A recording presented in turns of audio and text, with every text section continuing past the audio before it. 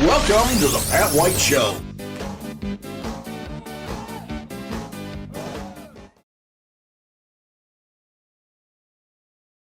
Well, just when you thought the concept of gambling in Fort Wayne and Allen County was pretty much dead, well, guess what? Apparently it's not. It seems that Craig Snow, and he has decided to introduce a new bill, and it'll come to the floor of the House, HB 1038's the number, when they reconvene next year. But this is a different bill. This is a totally different bill, because you heard about what's happening with Rising Sun, want to move it to another area, and they talked about different places it would be great. Nope, this has nothing to do with Rising Sun. This is something new. This is an auction. This is a bidding war. What Representative Snow wants to do is he wants to put it up for auction and say, you know, any of you companies out there who want to build a casino, hey, bring it to Allen County, Fort Wayne, Indiana. Now, why this wasn't proposed by a local legislator, you know, any of our senators, representatives, whomever they are, wasn't brought up. It was brought by somebody from Warsaw. It's not even in Allen County. But here's what he's saying. Now, if somebody wants to come in and put a bid in, it has to be approved, and the city or the county has to approve it, which I presume means a referendum. I could be wrong, but I think that's what he's talking about. And then this casino would have to fork up $50 million to the Indiana State Fund. So you're going to have to pay the state fund, but you're also going to have to promise to spend $500 million on a casino. Well, a lot of money right there. But they said, no, this is going to work out great. This is going to bring in jobs. This is going to have businesses working together. This is going to be just wonderful for the city. But it allows every casino company around the United States, I mean, you name it, there's all these different companies, to come in and bid to see who gets to build a casino in Fort Wayne. But once again, the city has to approve it, or the county has to approve it, whichever way they decide to have their little ballot election situation. So now you know gambling is not dead here in Fort Wayne. Apparently, a representative from Warsaw thinks that we want it, we need it, we should have it. Oh, and also, here's another way we're going to get money from this. See, when people walk into the casino, there's a admittance fee, and it's a tax based on how many people come in. A certain amount of tax is levied, and that tax goes to the state, the county, and the city. Well, Mr. Snow's plan is cut out the state and just give it to the city and the county. That way, Allen County and the city of Fort Wayne get a whole bunch more moolah, and the state gets cut out of the deal. Now, all of this would have to be approved by the state legislature. And between you and me, I ain't so sure that's going to happen, folks. That's way outside the realm of what they want to do. But this has nothing to do, keep in mind, this has nothing to do with Rising Sun. This is opening it up to every casino company in the United States to say, you want to come on in? You want to build a casino in Fort Wayne? Come on in, put your bid in. But you got to be at least $500 million, and you got to be willing to pony up $50 million and give to the state of Indiana to get the casino in Fort Wayne. Now, do people in Fort Wayne want a casino? We've been going back on this for a number of years, and I can tell you how many years we went back on this. The answer is, I don't think so. That's my feeling. I do not believe that people in Allen County and Fort Wayne, Indiana, want a casino, and why this individual from Warsaw, Indiana, thinks that we do. But apparently he does. So the bill, House Bill number 1038, will be taken up in January when the House and Senate decide to reconvene down in Indianapolis. So, novel, different. Yes, it's different. And will it work? I don't think so. But now you know what's happening. In case you wondered, are casinos dead in Fort Wayne? Apparently not. And now you know.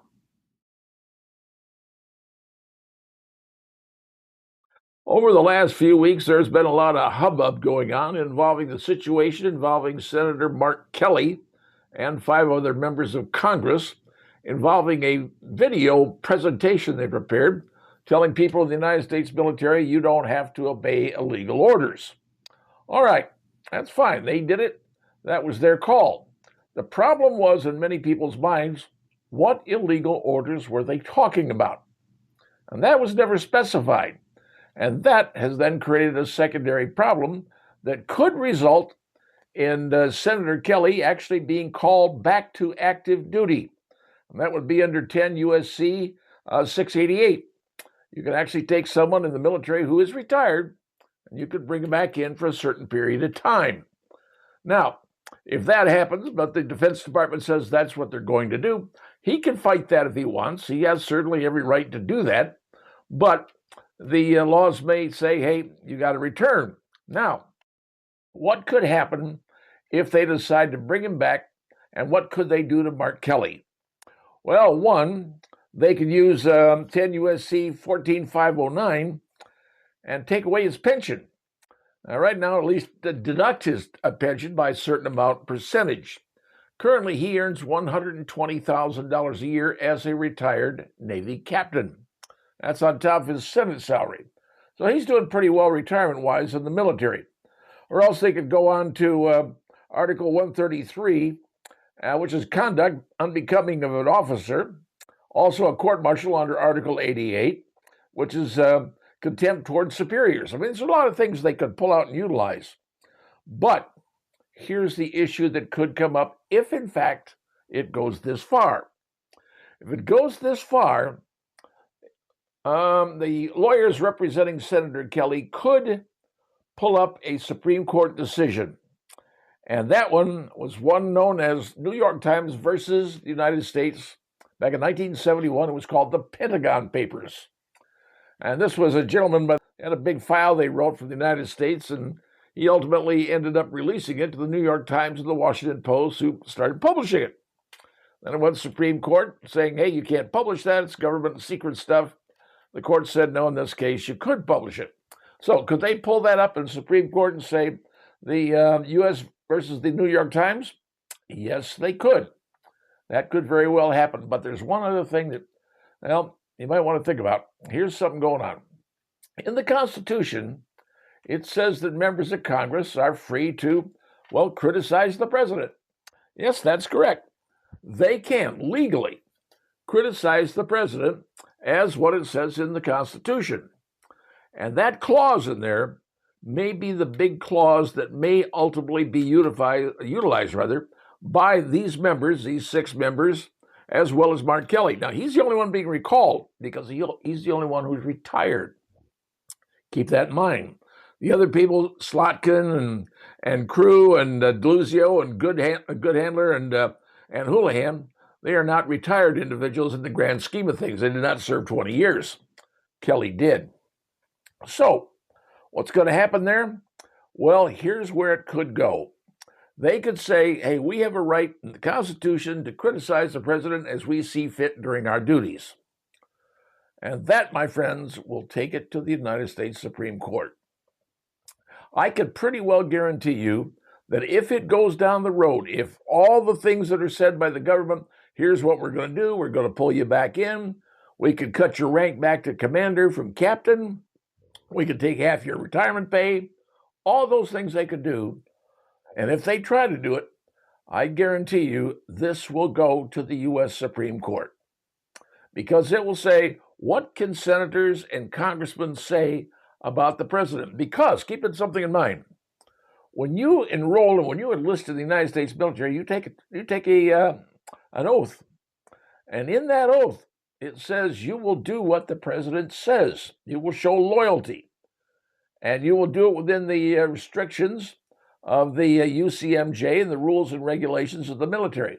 Now, the rules and regulations in there say if something is illegal, you in the military have a right to refuse doing it. Now, this would go like to something when, well, you remember when Joe Biden was talking about if people wanted to take over the government, Joe Biden said, well, they need an F-15. Well, all right, but somebody's got to fly that F-15. And if the pilot of that F-15 that Joe Biden was talking about says, hey, I ain't flying, what you're trying to do is attack the American people, is it legal? Well, there comes the legal issue right there. Is it legal for a president to tell a military pilot to go kill Americans? Okay, it's hypothetical, but That's exactly what Biden said about you need an F-15 to take over the government. So, what's going to happen with all this? I'll tell you right now, my feeling is that, yes, they've come out and said, we can recall you. That is legal, that's very specific, and that can be done. But if that is exercised, then they're going down the Article 88s, the Article 133, and another sections of the UCMJ that could be utilized. And if they are utilized, will that bring a United States Supreme Court into this mix? My personal belief is, yes, it will. It will once and finally say what congressmen and senators can say about the President of the United States as members of Congress and the U.S. Senate. It's in the Constitution, but how far can they take it, and what can they say with it, and what can they violate if they do? It's a tricky one, folks, but that could very well end up in the Supreme Court. That's my opinion. Let's see what happens. But if they go through with this stuff, I tell you, it will, in my humble opinion, end up as a very big case in the United States Supreme Court. Let's see what happens if it does, in fact, go down that road. Well, if you're a fan of the Indianapolis Colts, you certainly are aware of the passing of Jim Irsay here in 2025 and the takeover of the team by, well, not a son, but his three daughters. The one daughter in particular, Carly, she's the one now running the entire franchise. You probably see her down in the field. You look during the games, you see a lady down there with a score pad and a headphone. She's doing everything, watching everything that's going on. The reason she does this, she said, I'm paying all this money to people. I want to know I'm getting what I'm paying for. And the Colts are actually doing pretty doggone well, as you can well tell. But Carly Irsay Gordon, which is her last name now, she and her sisters, back in 2020, and Mr. Irsay, when he was still around, started out an idea for a potential change in the Lucas Oil field. Now, Lucas Oil, downtown Indy, has become kind of a showplace for football here in Indiana. And it's a big, giant brick building, sort of like Indiana, the way it looks. Well, they've come up with an idea. And the idea is called the Legacy Dome.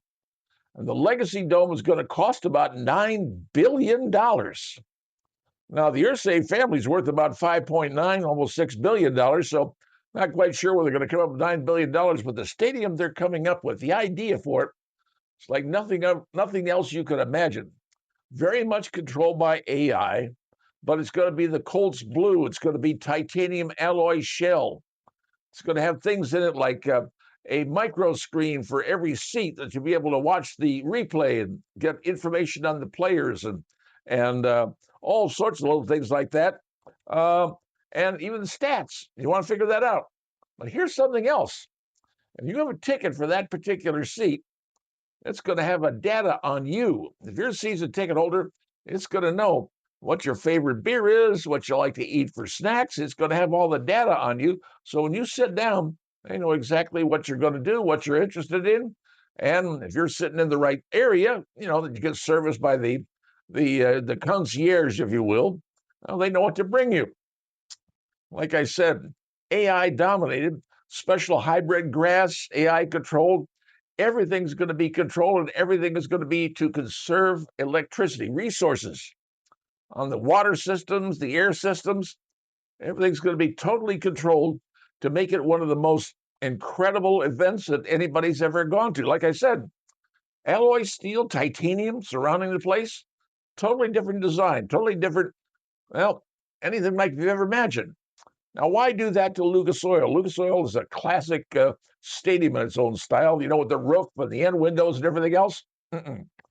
She wants to make it into a Colts stadium that's a legacy of the Colts. Since the Colts been around since, the 1980s here in Indianapolis when it was moved from Baltimore. Now, she wants to make it a literal showcase for the Colts. Now, you put up something like that, you're trying to get yourself another Super Bowl, and there's nothing wrong with the concept. And take a look at all the new stadiums that are out there, SoFi Stadium, and you go to Vegas and all the other things they're creating, high-end, top of the line stadiums. Well, that's what Miss Ms. Ursay Gordon wants to do. And she wants to spend $9 billion to get it done. Will that happen? Well, that's going to be interesting. Will people come up with the money to do that? Once again, interesting. But the idea is pretty doggone strong. Creating a whole new look for the Colts, a whole new stadium in Colts blue, that might be pretty doggone cool. That might make Indy a really big destination for almost anything with a stadium like that. Who's to know what you could see in downtown Indy in the coming years? A new stadium? And maybe a whole bunch of other new things you haven't even thought of. Just saying, that's what's going on in the Colts. And maybe, just maybe, a new $9 billion stadium, kind of refurbishing the original stadium. And won't that be pretty cool if they do? That's right, Lucas Oil redesign, it could happen. And $9 billion could do a whole lot of redesigning. Just saying.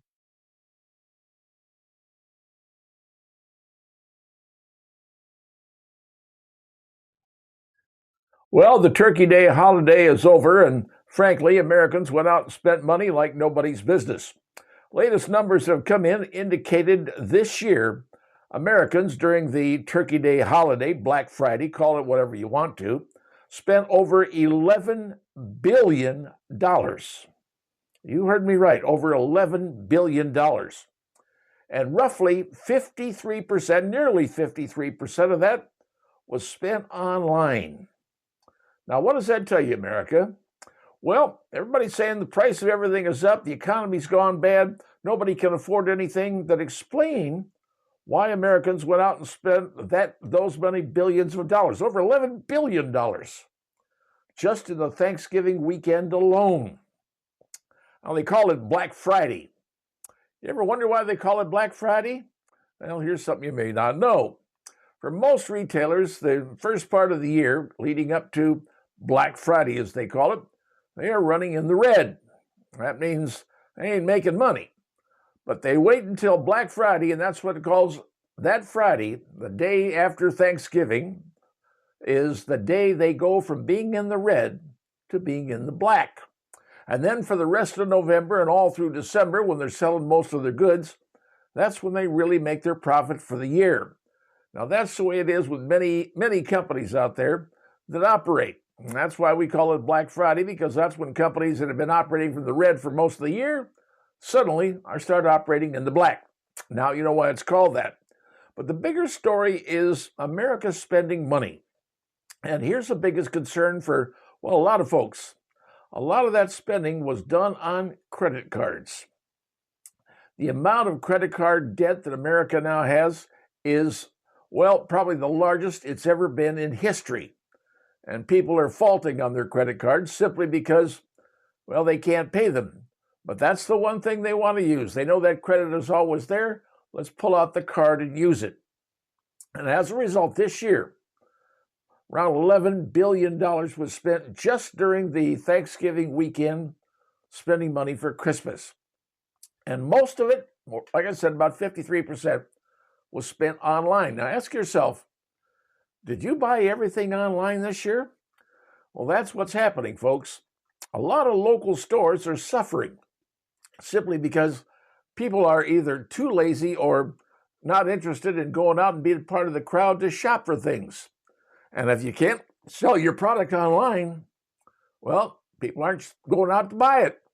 And that is a big problem for America, because America, we are now depending more on what stores will send us via the internet, whether it's on Amazon, eBay, or whatever website you're shopping on, because that's the way we're buying our stuff in today's world. Is that a harbinger of doom for the future? Depends upon whom you ask. Could very well be the problem that, well, we don't use money anymore. And when we don't use money anymore, we use, well, those credits on our bank says we have X amount of dollars in our bank. We don't really use cash money. We use a card to pay for stuff. And more people are using just that. And there's people in the government that want to switch to digital currency. And this is something you need to know about. Digital currency is basically, well, no longer using cash, no longer using real money. Because remember, the government just stopped making pennies because it cost about a nickel to make every single penny. And you don't start breaking even until you start making dimes. So eventually you're going to see pennies are going to disappear. And what's going to happen? Well, if you get a number that's, say, 23 cents, you may have to spend 25 cents because there's no more pennies to give you back. But if it's 22 cents, you'll say, okay, we'll round it down to 20 cents. Either way, you're either going to win or you're going to lose, depending upon where you fall in the scale. So that's what we've got going on, folks. So we had Black Friday, Thanksgiving weekend. America spent roughly $11 billion approximately, and 53% of it was spent online. America's going online, and America's going farther into debt, and eventually it's going to catch up. All depends when, where, and how it catches up with you.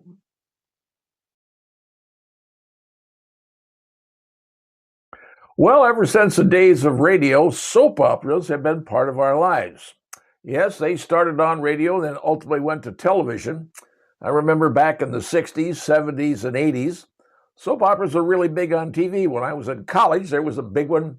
Well, there was a really big ones on TV, some like Bold and the Beautiful, Young and the Restless, Days of Our Lives. But the biggie that college students watched back in the days was one called General Hospital, because they had Luke and Laura. And that was one of the biggest things going on, the Luke and Laura wedding, for crying out loud. That was a major TV thing, featured on TV Guide everywhere you look. College kids, and wherever you were, you want to sit in front of a TV and watch what was going on with Luke and Laura. Okay, that's what it was back in the 60s, 70s, 80s. Today, well, we have a different version of soap operas. Currently, the hottest thing on TV right now is one called Landman. It's in its second season, written by Taylor Sheridan, and also writes other stuff you may have seen. Kind of a style of a Tom Clancy kind of style, if you know what that is. But this is in the second season. And the problem, a lot of people are saying, well, I would like to see this Landman show that everybody talks about, but gee whiz, it's on Peacock, which is a pay network for NBC. Because you folks got to understand something. Free TV eventually is going away. It's going to disappear, well, like everything else has disappeared in our lives, because the networks have figured out, hey, let's have our own TV network. But the networks are not the over-the-air stuff. That is dying. Over-the-air TV, like you and I know it, you'd flip on your TV, whether it's channel 15, 21, 33, or whatever. Those days are changing. That's where the free stuff was. But now the networks are saying, thanks to the internet, everybody, and I mean everybody, is going to what is known as streaming. Streaming means you get your program on the internet, because now you're not going to need a cable to come into your house for cable TV. You're not going to need an antenna to pick it up over the air. You're going to get it via the internet. And everything is moving that direction, whether anybody likes it or not. So every network has got their own, well, network now, their specialized network, whether you got Paramount, or you got, that's from CBS, you got the Peacock network. Every single network is starting up their own, well, internet network, because they can charge you for it individually. They don't have to go through a TV station. They can charge you money to watch your network and also put in commercials. Now, you're going to say, wait a minute, I'm paying for it, I have to pay for commercials, I'm watching commercials too? Yep, they're making even more money. Now, some of the networks will say, well, if you don't want to see commercials, you're going to pay us more. And you can do that on certain channels. You know, if you're on the things like YouTube, you can have YouTube without commercials, you're just going to pay more money for it. That's the sacrifice you make. Well, anyway, getting back to this Landman, which is very, very big, very popular, in its second season, and it just premiered its third episode. Now, there's 10 episodes in each year. So last year they had 10, this year they've got 10. Number 3 just came out. And they come out every Saturday night at midnight Eastern, or Pacific Daylight, or Pacific Standard Time, I'm sorry, at midnight Pacific Standard Time. Now that's, for those of you who live in the East, that's 3 a.m. in the morning. But it's on Peacock, so you say, well, I can't see it. Well, believe it or not, you can. if you're willing to wait another day until the next day when it comes out, it also runs on YouTube. That's right. If you've got a YouTube subscription, you can sit there and watch Landman. Yes, it's a day behind, but you're still watching the fresh episode. So you can watch the series Landman if you want by simply going over to YouTube the day after it comes out, realizing it comes out every Saturday night at midnight Pacific time. Now, you got to wait till Sunday afternoon the next day. That's Sunday. You can watch it there on YouTube. So, if you want to watch the episodes, now I do want to caution you about Landman. It is definitely R-rated. There's no other way to put it. It is definitely R-rated. The language in there, the sexuality in there, and the nudity in there, yes, they have it all. And they know every four-letter word you could think of, and they use it. So, if you don't like the language, I suggest you don't watch. But if you like what Taylor Sheridan writes and some of the other stuff that he does, you might find Landman very interesting. Because I got to tell you, in 10 episodes, they give you a plot like nothing you've ever seen. It has a great cast. Billy Bob Thornton, that's the guy. Billy Bob is Tommy Norris, leads the family, and now he's a landman. And it deals with oil in West Texas and the life that exists in West Texas. And trust me, if anybody from West Texas, and I happen to be one of those, will tell you what oil life is like it. And it can be very ugly, very rich, but also have a lot of perils that you're not going to believe. So, if you want to see the series and you want to see it for free, you can now see it on YouTube. You just got to wait until Sunday, the day after it comes out on Saturday night. And there you can watch it on YouTube and not have to pay for the Peacock network, at least right for the time being. Nobody's going to tell you what's going to happen in the future, because I believe eventually everything will be pay-per-view, regardless of whatever you want to watch, and you'll also get commercials too. Welcome to the new world. Well, if you're one of those people that likes to follow constitutional law or the Supreme Court or see what ends up in the Supreme Court, we got one coming up that is going to be an absolute doozy. And here's the deal. Back on November 28th, Donald Trump signed an order, a new order that said anything that Joe Biden literally wrote in the final hours and days and what have you of his tenure as president is null and void because it was signed with an auto pen. Now, the auto pen, as you know, is that mechanical device that duplicates the signature for certain things, usually letters to people and those kind of things. But a whole bunch of pardons were done in the last hours. As a matter of fact, on the day that Joe Biden left office, a ton of auto pen signings were done, giving pardons to virtually everybody you could think of, including all the people who were on the January 6th committee. And I mean, that was a whole lot of folks. General Mark Milley, Anthony Fauci, Dr. Fauci got a pardon. And of course, so did Hunter Biden. All of these people got pardons, and they were all done with the auto pen. Most of them were done on the last day Joe Biden was in office. Now, Trump says, 92% of those things, they're not valid, they're not legal. We're saying they're not legit. Well, there's where the constitutional situation's going to come up. Because the lawyers representing these people are going to argue that what the auto pen does is just the president saying, okay, hey, I'm using the auto pen, I'm not going to sign it myself. Well, the problem is the president wasn't even in the country for certain things that were signed via the auto pen. And they've got numbers to prove it, that got date to prove it. And eventually they're going to pull people out of the administration who are going to be whistleblowers. We're going to say, yes, this was done, this was done, this was done, certain times, because apparently it was done by people willing to pay to get their name on the auto pen. And where that money went, nobody's really sure, but that's what they figured happened.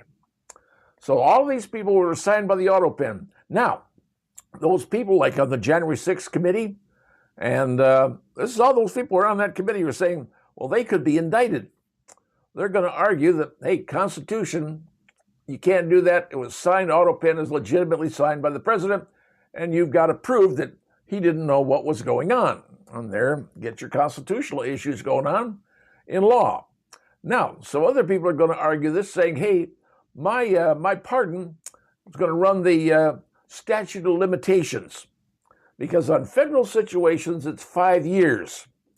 And they're going to argue this out for as long as they can. So certainly you can't go to trial until, or be indicted, let's use being indicted, you can't be indicted after the 5-year statute of limitations is run out. So there are going to be attorneys out there going to argue this for as long as they can, delay, and prevent anything from happening with every motion they can come up and think about, just to say we're going to go past the statute of limitations so we can't be indicted. This is the game that's going to be played. But I can tell you probably the biggest thing going on is going to be this auto pen and the fact that President Trump said most of these signings are flat out illegal, didn't happen, and Biden didn't even know what was going on. This, folks, is going to end up in the United States Supreme Court, I can guarantee you. People are going to go saying, this is all legal, and you can't turn around a pardon. And it's going to be big.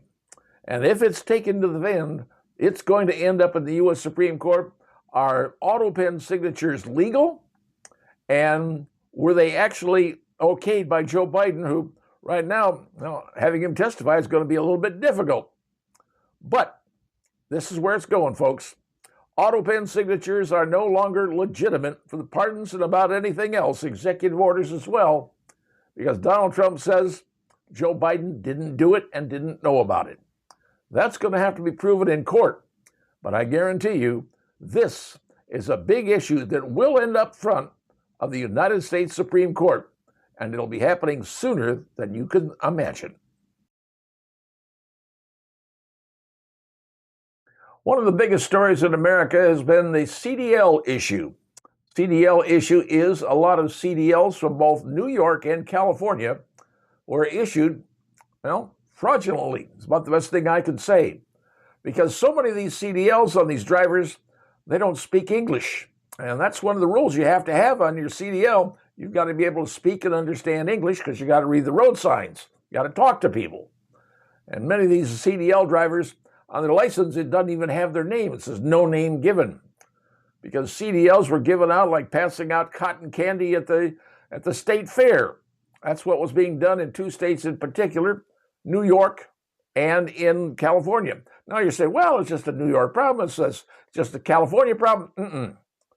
CDLs are good everywhere in the United States. So these drivers are out there driving everywhere on the roads that you're driving.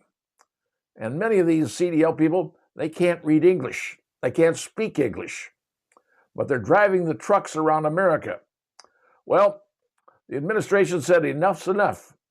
And they set out with the Department of Transportation to say, we are taking those people off of the road.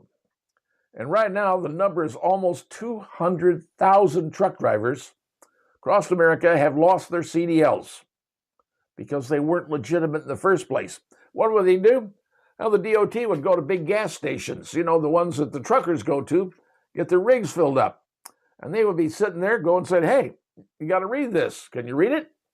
If you don't, you're questioned and said, hey, your CDL ain't legitimate because you can't read the English language. This is what's happening all over the United States. They're finding out so many people have illegitimate CDLs. Now, what's that going to do down the road? Well, they're saying, well, that's going to slow down trucking. People won't be able to get stuff because everything moves by truck. And frankly, they're right to a degree. Everything does move by truck. But so many trucking companies had to go out of business because other trucker companies were hiring people with these nefarious, basically not legal CDLs to drive their trucks at cheaper rates. So the regular trucking companies were couldn't get the business. They closed their shops. They closed their doors. Will they reopen again? I can't guarantee you they will. But will other people come in who want to get their CDLs legitimately and get their CDL and be able to drive legally so that they can sit there and read a sign? They can read a book. They speak English, which is what you have to do to have your commercial driver's license. Not everybody can get a CDL. I know people who tried to get it, and frankly, they failed. But taking all these illegal CDLs off the line and saying you people cannot drive moved a lot of trucks from the inventory. And a lot of these trucking companies are going to have to start hiring regular folks, people that want to work in the industry. People couldn't get a job because other people were coming in and working for dirt cheap. And that's what was happening. So, yes, you're going to hear people saying, oh, I got my CDL and I lost my license. Can you read English? You understand street signs? We find out what's going on. I mean, you want to see truck drivers out there, CDL truck drivers out there wearing flip-flops? I can guarantee you the chances are he or she did not get that license legally. Now, is New York and California going to change their ways? You can't guarantee that. Nobody knows. You'd think they could, but time will tell on that. But right now, here's what we do know. The Department of Transportation is removing thousands, if not hundreds of thousands of people with fraudulent CDL licenses, taking them off the road and saying you can't drive a truck. Will that slow down commerce, moving to stores? Will places run out of stuff, not being able to get it stocked? Could happen. Until the companies hire regular people with a legitimate CDL and not something false, paying them under the table. Because that's what we've seen going on, folks. So maybe, just maybe, more regular truckers or folks who want to have a decent job, want to earn a good living, and frankly will be able to get a job because now someone is not undercutting them. Because that's exactly what's been going on. So now you know. If the stores are running short on stuff, yeah, it's a trucking problem. But should illegal people be driving on the road who can't read English, can't speak English, and they're driving next to you on the highway? And frankly, we've seen what happens when they don't really care about what they're doing. They're just in it to make money to send back to whatever their home country is. Now you understand something maybe you didn't understand until now.